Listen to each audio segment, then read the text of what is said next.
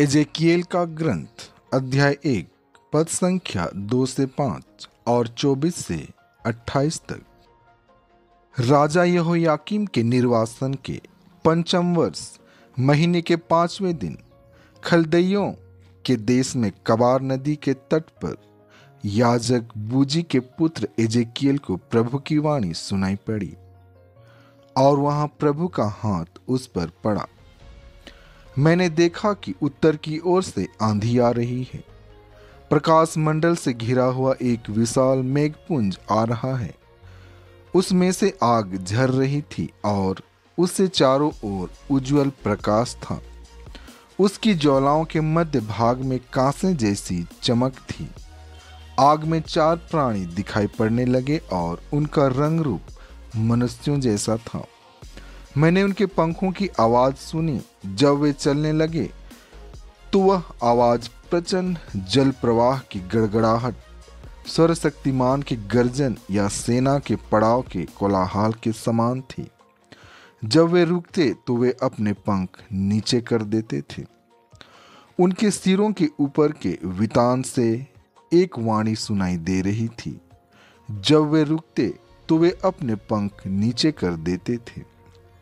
उनके सिरों के ऊपर वितान फैला हुआ था और उस पर सिंहासन जैसा एक नीलमणि दिखाई देता था, जिस पर मनुष्य के आकार का कोई बैठा हुआ था। कमर के ऊपर उसका शरीर अग्नि से चमकते हुए पीतल जैसा था और कमर के नीचे उसका शरीर अग्नि के सदृश था, जिसमें से प्रकाश फैल रहा था।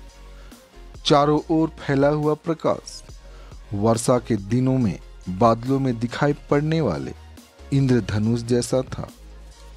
प्रभु की महिमा इस प्रकार प्रकट हुई। यह देखकर मैं मुंह के बल गिर पड़ा। संत मत्ती आज का पवित्र सुसमाचार अध्याय 17 पद संख्या 22 से 27 तक। जब वे गलीलियों में साथ साथ घूमते थे तो ईसा ने अपने शिष्यों से कहा, मानव पुत्र मनुष्यों के हवाले कर दिया जाएगा।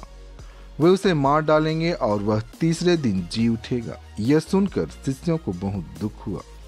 जब वे कफरनहूम आए थे तो मंदिर का कर उगाने वालों ने पेतरुस के पास आकर पूछा, क्या तुम्हारे गुरु मंदिर का कर नहीं देते? उसने उत्तर दिया, देते हैं।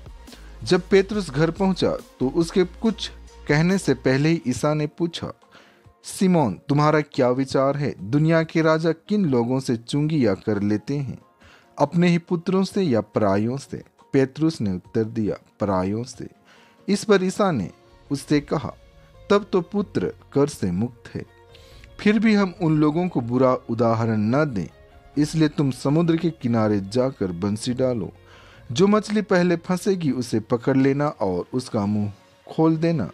उसमें तुम्हें एक सिक्का मिलेगा, उससे लेना और मेरे तथा अपने लिए उनको दे देना। प्रभु के इन वचनों द्वारा आपको आशीष मिले। आमीन।